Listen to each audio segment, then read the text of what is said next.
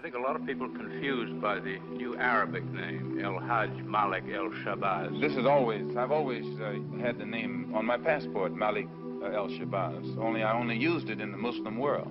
Well, Hajj is a title that is given to any Muslim who makes the pilgrimage to Mecca during the official Hajj season. One thing that I found in all of my travels was that all of the Africans, not only Africans, but the Asians and the Muslims, look upon us as their long-lost brothers.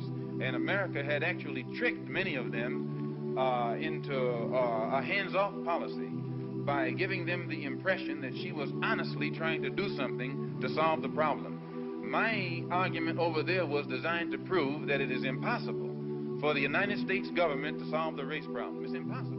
Never have I witnessed such sincere hospitality and overwhelming spirit of true brotherhood as is practiced by people of all colors and races here in this ancient holy land, the home of Abraham, Muhammad, and all the other prophets of the Holy Scriptures. For the past week, I've been utterly speechless and spellbound by the graciousness I see displayed all around me by people of all colors. I've been blessed to visit the holy city of Mecca.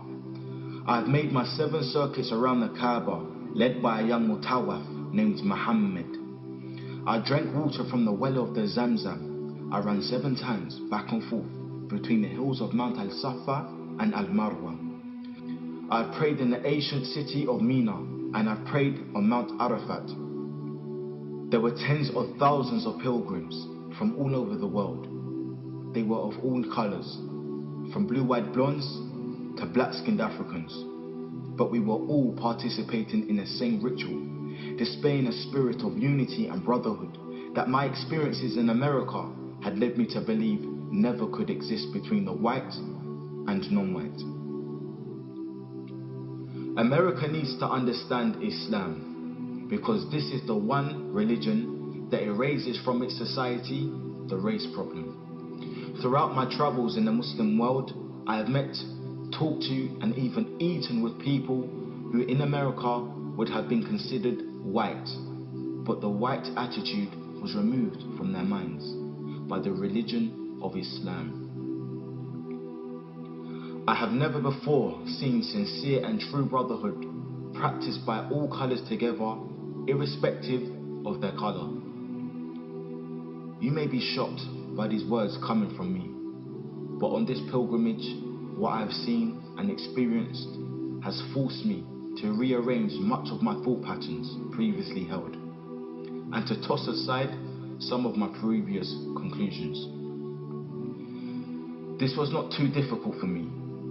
Despite my firm convictions, I have always been a man who tries to face facts and to accept the reality of life as new experience and new knowledge unfolds it. I have always kept an open mind, which is necessary to the flexibility that must go hand in hand with every form of intelligent search for truth. During the past 11 days here in the Muslim world, I've eaten from the same plate, drunk from the same glass, and slept in the same bed or on the same rug, while praying to the same God, with fellow Muslims, whose eyes were the bluest of blue, whose hair was the blondest of blonde, and whose skin was the whitest of white. And in the words and in the actions and the deeds of the white Muslims, I felt the same sincerity that I felt among the black African Muslims of Nigeria, Sudan and Ghana. We were truly all the same brothers, because their belief in one God had removed the white from their minds, the white from their behavior, and the white from their attitude.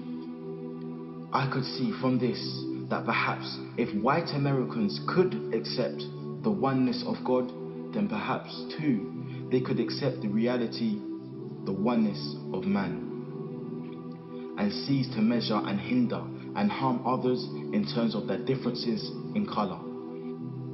With racism plaguing America like an incurable cancer, the so-called Christian white American heart should be more receptive to a proven solution to such a destructive problem. Perhaps it could be in time to save America from imminent disaster, the same destruction brought upon Germany by racism. that eventually destroyed the Germans themselves.